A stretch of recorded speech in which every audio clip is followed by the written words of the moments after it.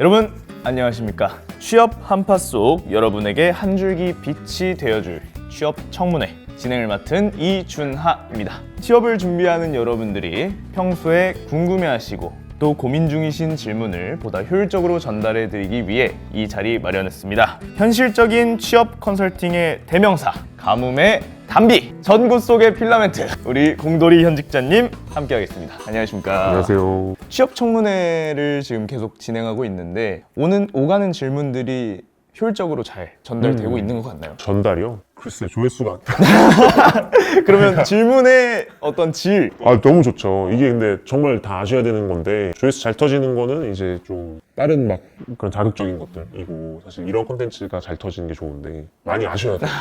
지금 계속해서 잘못된 방향으로 가시는 분들이 너무 많고, 그래서 좀 안타깝긴 한데 어쩔 수 없죠. 더 열심히 할 수밖에. 오늘도 도움되는 많은 정보 들고 왔습니다. 그래서 질문량을 저희가 한번 압도적으로 늘려봤어요.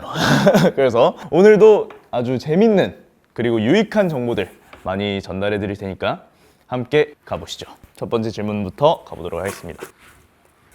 도메인 지식 산업군 vs 순수 기술력, 이직 시장에서 더 비싸게 팔리는 건 무엇인가요? 이거는 굉장히 어렵고 심오한데, 그냥 제가 생각했을 때 가장 현재 많은 분들이 선택하고 계시는 그 우회 전략, 그러니까 반도체의 장비사 혹은 그 이하의 2차사 이런 데서 삼성 하이닉스로 가시는 그런 상황을 놓고 봤을 때 도메인 지식도 물론 되게 중요해요. 이게 신입이나 3년 이하의 연차에서 도메인 지식을 어필한다는 것 자체가 사실 되게 위험한 발상이긴 합니다.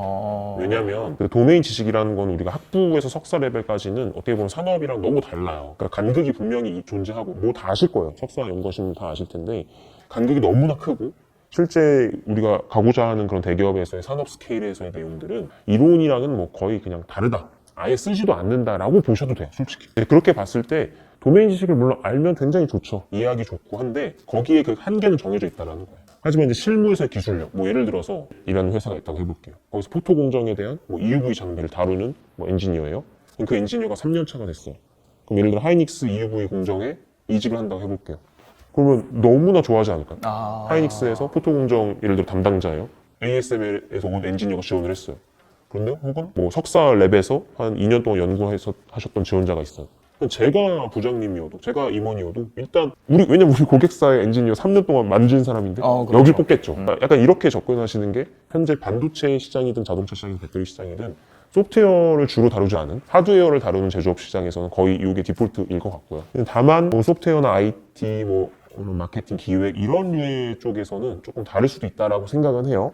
근데 저도 어떻게 보면 8년차 엔지니어이기 때문에 경험이 훨씬 더 중요하다고 생각을 하고 있습니다. 다음 질문 바로 넘어가 보도록 하겠습니다. 생산기술 직무는 정말 체력과 술자리가 중요한가요? 운동이라도 시작해야 할까요? 생산기술 직무라고 통칭하기보다는 그냥 우리가 전형적인 엔지니어 직군이라고 표현을 해볼게요. 그러니까 R&D가 아닌 엔지니어. 저조차도 심지어 저도 R&D였는데 술자리가 굉장히 중요하다고 느꼈어요. 제가 입사했던 시대에는. 근데 지금은 좀 다른 것 같긴 해요. 최근에도 이런 일이 있었습니다. 보통 여성 지원자분들은 본인들이 예를 들어 생산기술, 공정기술, 장비 엔지니어로 지원을 할 때 분명히 본인들이 디메리트 있다라고 처음부터 생각을 하세요. 그게 뭐 실제로 그렇든 아니든 간에 뭐 사회적으로든 어떻게든 우리가 그럴 수밖에 없다라고 생각은 하고 있잖아요, 누구나.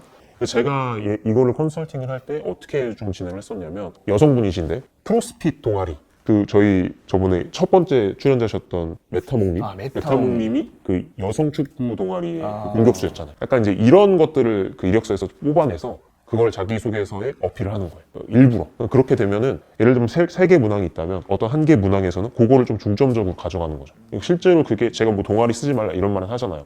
근데 당연히 그건 상황마다 다른 거고, 이제 앞에 두 문항에서 직무적합성 어필을 잘했다면 이제 그런 문항에서는 실제로 여성 지원자의 경우에는 그런 어필을 할 수도 있다라는 거죠. 중요해요. 중요하고 남성 지원자분도 중요합니다.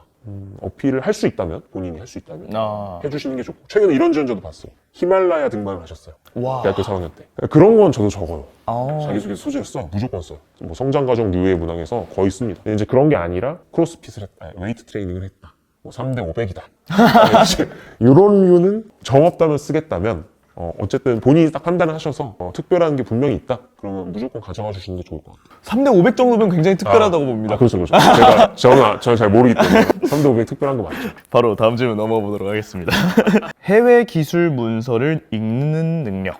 면접에서 어떻게 증명하는 게 가장 효과적인가요? 조금 질문을 틀어서 생각을 해보면 여러분들이 생각하셨을 때 면접을 볼 때 되게 막 특별한 경험이 있어야 될 것 같고 막 말을 엄청 잘해야 될 것 같고 이렇게 생각을 하세요. 뭐 자수도 마찬가지긴 한데 합격자들의 그런 복귀 자료나 이런 플로우들을 보면 사실 그런 경우는 그리 많지는 않습니다.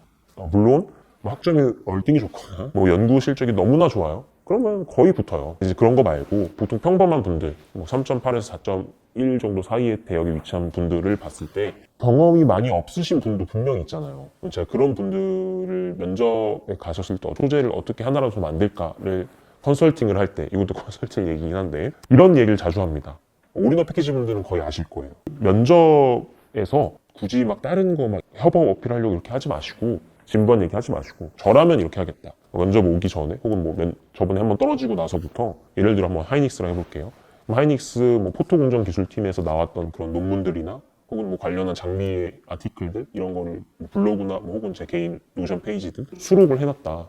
제가 전부 다 이해할 수는 없으니 뭐 앱스트랙트 부분만 발췌를 해서 정리를 해뒀고 최근에는 하이닉스 이런 논문을 읽었다. 라고만 말해줘도 면접관 입장에서 뭐 예를 들어 정말 운이 좋다면 그 논문을 쓴 팀의 그 임원일 수도 있고 이런 것들이 되게 중요하거든요. 중요하다기보다는 되게 전략적이죠. 항상 제가 자수도 그렇고 면접도 그렇고 뭔가 차별화 포인트를 분명히 가져와야 되는데 그러니까 이런 느낌으로 차별화를 할 수 있는 거죠.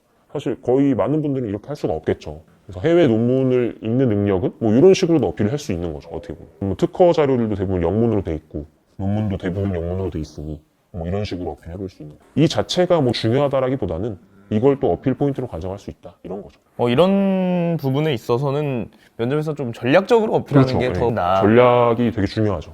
그래서 맨날 전략, 뭐 다산업군 전략도 사실 들어가 보면 별거 없는데 이제 전략하는 것도 좀 이렇게 각인시키기 위해서인 것도 있고 전략이라고 하면 뭔가 좀 활용하고 싶잖아요. 그럼 다음 질문 넘어가 보도록 하겠습니다. 기술 스택을 얕고 넓게 아는 것과 하나를 깊게 파는 것, 주니어 엔지니어에게 뭐가 더 유리한가요?